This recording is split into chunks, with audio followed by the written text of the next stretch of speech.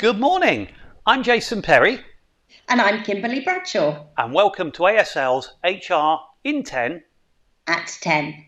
And once again, Kimberly and I are really just going to talk through the latest events in HR and COVID. Of which there's a great variety, as always. There are. It's that old Chinese phrase of living in interesting times, isn't it? I guess the big ones this week, as I see. Did you see Boris's short statement on Christmas bubbles? Oh yes, wasn't that as clear as mud? There was a short 3-minute YouTube video yesterday I watched, and it's the first time with any of these rules I've not really come away any wiser, if I'm brutally honest. I don't think that adds that much to what we're looking at. Probably more interesting, I think, is Rishi. And I think you watched his whole announcement yesterday, didn't you?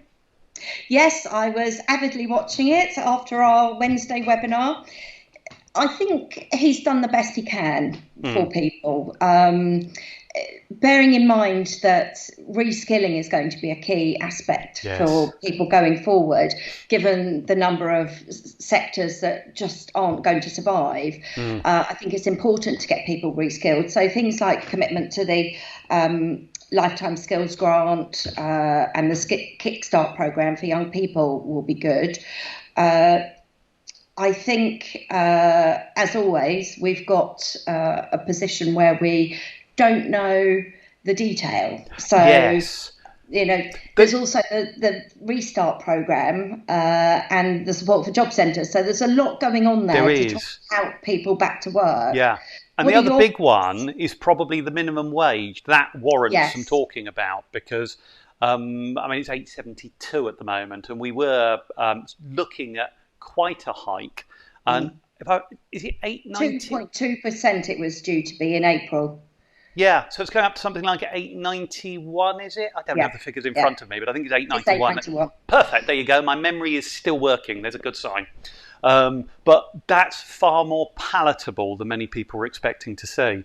But there's quite a lot in there. Let's start talking about the retraining side, because that's an interesting one. The Kickstart. We've seen some of the earlier details on that, haven't we? With local, I was about to say techs, that's the wrong word, LEPs. LEPs is the phrase now, isn't it? The local education partnerships. And we've seen some of the early stuff on that, and there seem to be some problems on numbers of it. Yes, I think they're hoping to help 250,000 young people into work, and certainly yesterday, Rishi has announced 1.6 billion towards supporting that. But if people can't afford to pay over the £2,000 state sponsorship of it, is it going to work? Yes. And the other challenge, I think, for many small employers, and we're sitting here in Hastings dealing with a lot of the local companies here, and one of the things I see is there's a limit as to a minimum number of people you have to have on a Kickstart. Is it 30, if I recall correctly, I think? I think it is, yes.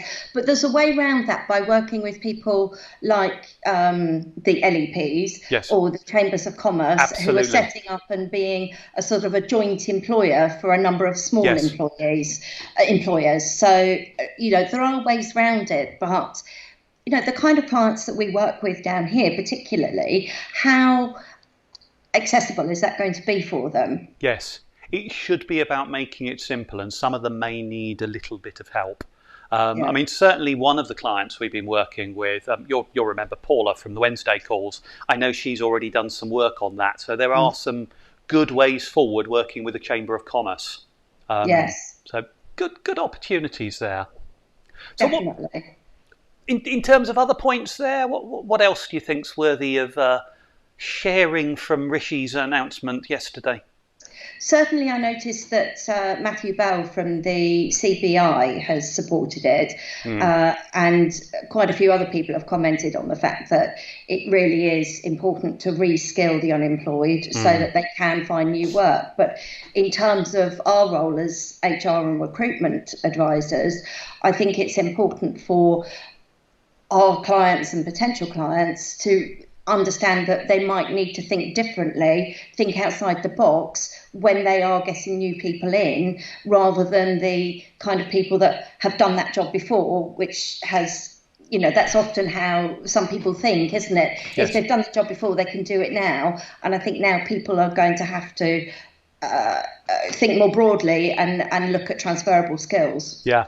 And I think one of the other big things, and I know it came up on the conference call yesterday, was looking at how people get their policies and procedures aligned with the new world we're in. There was a report I was reading just a couple of days ago that said that over half of companies' reward strategies are not fit for a work-from-home workforce. Yes, I think a lot of reward strategies are based on financial performance, and I don't think that can be the case going forward necessarily. I think people do need to think more laterally about that, and let's look at the flexible working policy. Who's going to want to request to work from home when they've been doing so for the best part of a year? Yes. There's a lot that needs updating. Yes. And equally, how do we performance manage those people, making sure that we've got something better than purely financial numbers? Some of the soft stuff we want to know as to whether or not somebody is okay, whether they're performing, which at the moment, if they're working remotely, all our systems don't work. Yes, and also, as we talked about yesterday morning, the mental health aspects. You've mentioned performance management, which is key, and how can that be done differently in a human way? But mental health is going to be very much more impacted. It's already having an impact. It's getting worse over the winter with as you were talking about, the shorter days. So I think there's a lot that people need to do. Yes. To really help their employees. I think to kind of be positive about it, because the other thing since we last sat down like this time last week, at the time we were talking about having one vaccine looking like it was coming forward. They're snowballing out there, and it now looks like we have 3, and there's going to be more. The light at the end of the tunnel is getting a little brighter, and I think we're at the stage where employers need to start planning their strategy for the next phase. And the next phase is a recovery in the first quarter of 2021, isn't it? It is. And even if the time scales push back slightly to, say, the summer, depending on whether we have a third spike or not, who knows, at least people will have a plan of what they need to be doing, how they need to be doing it. And that is key, I think. Even if you delay the plan a little, having the plan, knowing where you're going, I think is vital. So exactly. Let's move on a little bit and talk about the minimum wage. We touched on it at the beginning.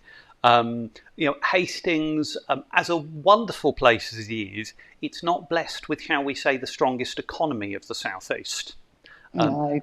I think this for our local area, and it's a difficult one because I appreciate that people out there doing these jobs need to earn a viable wage, but those businesses need to be able to afford to pay it. And this is a lifeline, isn't it? This delaying of the minimum wage increase. Yes, it is. I mean, it's not so good for the employees, but definitely it's a big help to the employers not having to increase their costs at a time when, as we know, so many are struggling and the risk of redundancy continues to be high. Going back to the national living wage, I remember looking at their website, and it's encouraging to see how many companies are signing up to the national living wage and are paying above the national minimum wage. So, I didn't really understand the clarity or see the clarity of what kind of companies it was, but that's something to keep an eye out on. Yeah. I think that now has been delayed for 2 years, so we've got a rather modest increase from 872 to 891, which really is affordable for any employer. And as we say, yes, it's not great for the individuals, but if it keeps the jobs open, it's only a good thing. Exactly. Yeah. Kimberly, as ever, our HR in 10.